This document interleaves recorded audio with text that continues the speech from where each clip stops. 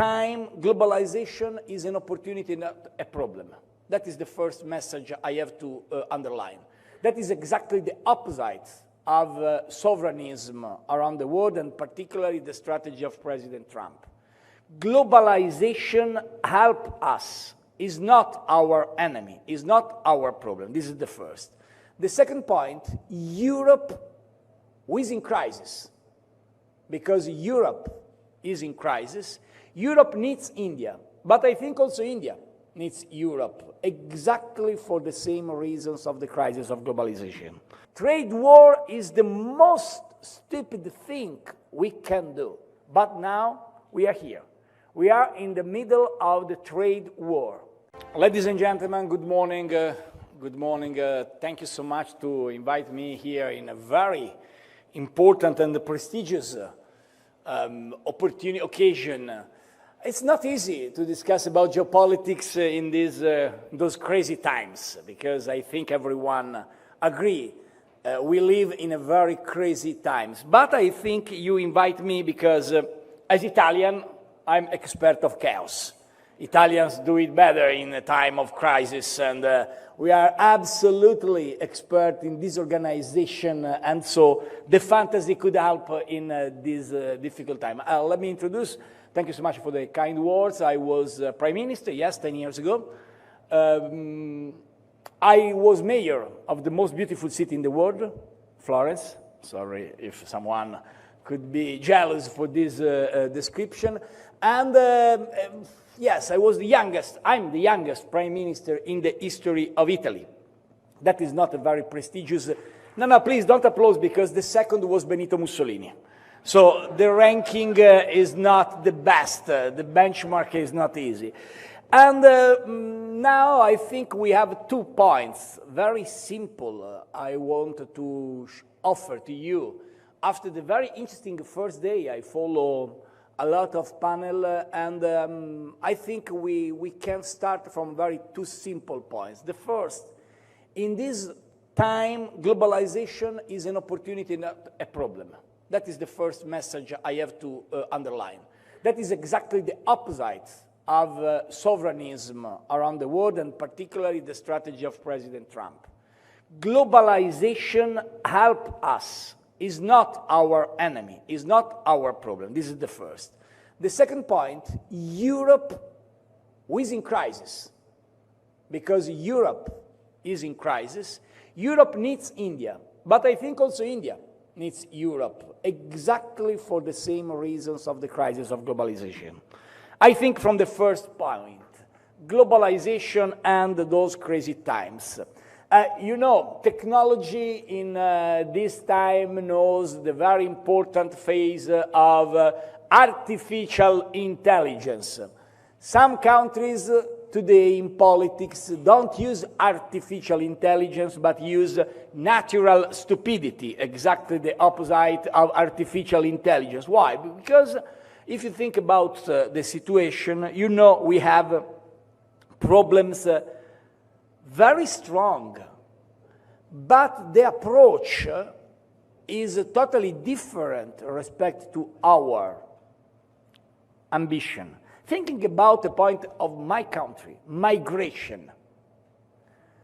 We discuss in the newspaper every day about migration. And you know how many people arrive in 2024 in Italy? Less than 100,000.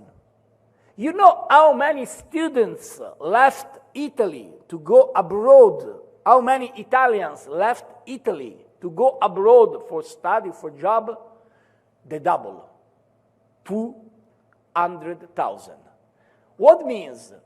The public debate is totally focused on some ideological topics without a comprehensive point of view. Thinking about one different point, energy. We discussed about energy in the last years, but the needs for energy, thanks to artificial intelligence, data center, new technology, is absolutely increased in the last years. So we need a surplus of energy who probably explain all the debates of the past. Also, the Green Deal in Europe wasn't good as we expect. Thinking about one point, life. I became prime minister, and I remember a discussion with the responsible of the budget. You know, we have a very old people in Italy. We are the second of expectation of life. And all my managers, the managers of the public budget in Italy, look at me, oh, my prime minister, we have a problem. What problem? In Italy, we live too much. I look at him, okay, I understand that is a problem for budget, but I think became old is not good, but is better than alternative, as Woody Allen explained very clearly. So why you consider that a problem? Because we don't transform our medical sector, our system of organization of medicine in a different way. So we live in a time in which we need a change of leadership. We need a change of vision. We need a lot of reforms. That is our time. And in this time, this is my opinion, if we start with a trade war, as our American friends decided to do, we decide the most stupid thing for the future of the world, not for the future of India, of the future of Italy, or the future of Europe, where the goods don't get through. And a French former expert used to say, the soldiers will pass, the soldiers will march. Trade war is the most stupid thing we can do. But now we are here. We are in the middle of the trade war. And what is the situation of Europe? That is the second point of my speech. Europe is in crisis for a lot of reasons. The first, for demography problem. Look the numbers. You are the most populous country in the world, 1.5 billion people. Europe lost in the last years a lot of population. Thinking about Italy, thinking about my generation, I'm 50. I'm born in 75. So 50 years ago, in Italy, we had more or less 1 million of new babies every year. Last year, we had less than 400,000 babies. 1 million to 0.4 in 50 years. What means that? That is not a decline of demography. This is a collapse of demography. And if we don't consider that as a priority, discussing about the future of Europe, we show we don't know what is the history. Roman civilization and for the crisis in demography, first of all. So, demography is the first problem. The second is bureaucracy. Let me be very clear. I think European dream is one of the most important pillars in the history of my continent and my country, because we decided to move from a continent full of civil wars to a continent of peace and prosperity. Last century was the century of the peace and the prosperity of Europe. So, chapeau, great achievement for Europe. But today, we transform this political vision in a bureaucratic approach. We continue with an over-regulation in Brussels. We have too much stupid rules and not a clear vision for the future. Europe is not the center of the world as in the past. If you look geographic map, European people think Europe is in the middle. Then there is America, Asia, India, China, Africa, but in our mind, Europe is in the middle. Now, if you look at the numbers, that is not true, unfortunately.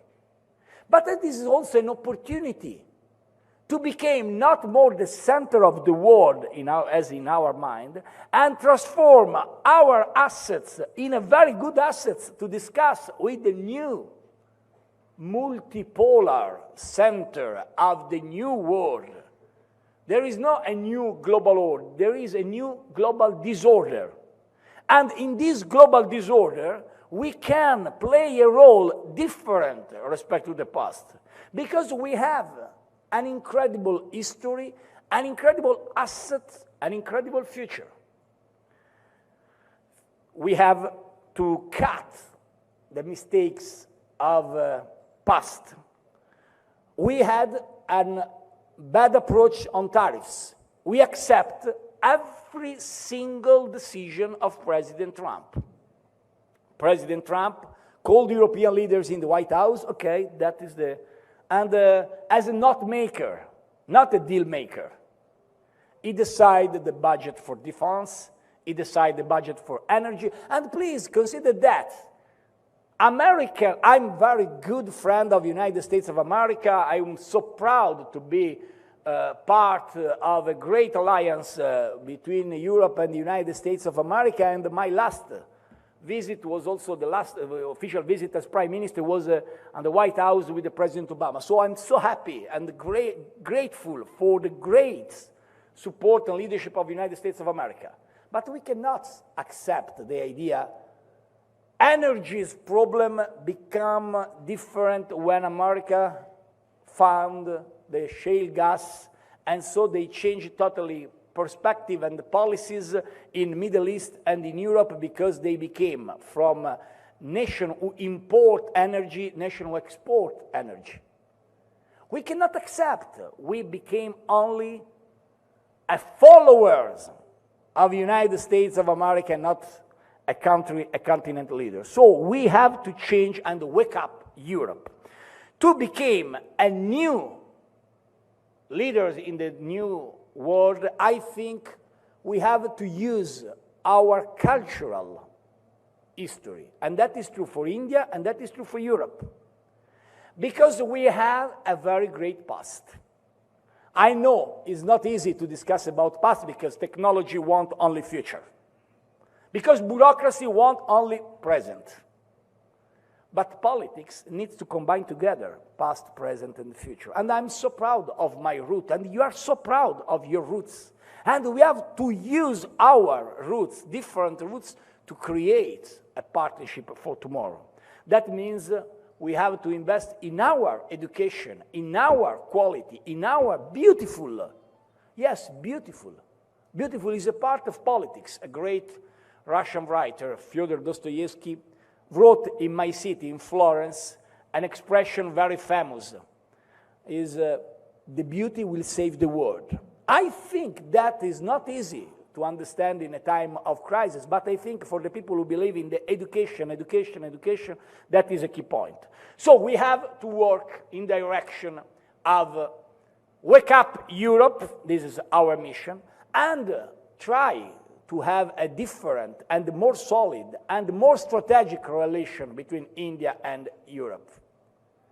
Yesterday, we listened to the speech of Minister of Trade of India.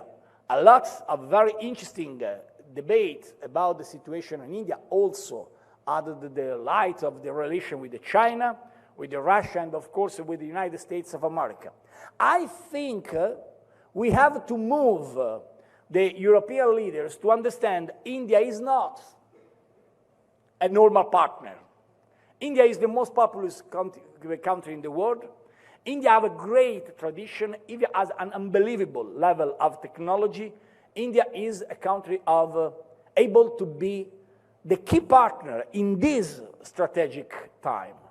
What means that? We have to create an institutional dialogue stronger than in the past. I think it's not enough a visit of Ursula von der Leyen to Prime Minister Modi. And I think we can do that, particularly now, because there is a Greek expression, it's kairos, the right momentum, the good time. That is the kairos for the relation between India and the EU. I joke, let me conclude with a joke. Our Prime Minister, Giorgia Meloni, she's not part of, she's not belong to my party, I'm the opposition, but of course, right or wrong is my country, so I believe that is important to underline. Our Prime Minister have a very good relation with your Prime Minister. And in Italy, we used to say melody. And I think that is very fun, and I joke with the Prime Minister Modi. I work with him very strongly and very good 10 years ago when I became prime minister and he became prime minister at the same time. But I think we have to change the melody to music. What means? What means? What means? Please. Melody is a very good thing. It's a personal thing. Music have to be institutional thing. I learned what means music not from an Italian guy. Oh, wow. Italians have very great musicians thinking about Verdi, Puccini, Vivaldi, Mascagni. And not from a European guy, Bach, Beethoven, not. I learned music, what means really music, from an Indian guy. When I was mayor of Florence, the director, the conductor, the boss of Florentine music, Teatro del Maggio Musicale, was and is and will be forever an Indian guy, Mr. Zubin Mehta. And Maestro Mehta explained me what means music. He tried to explain two things. The first is the rules of cricket, and I don't understand. And he tried to explain, oh, there is a match very important, 2 days and a half. Okay, Mr. Mehta, I don't understand. Okay. The second, he tried to explain me what means music. Music is use an orchestra with the same voices, with the same instruments, with the same players. I think Europe and India could play a different music if they decide finally to come back together to write not a page of the past, but a page of the future. I strongly believe in it. Thank you so much.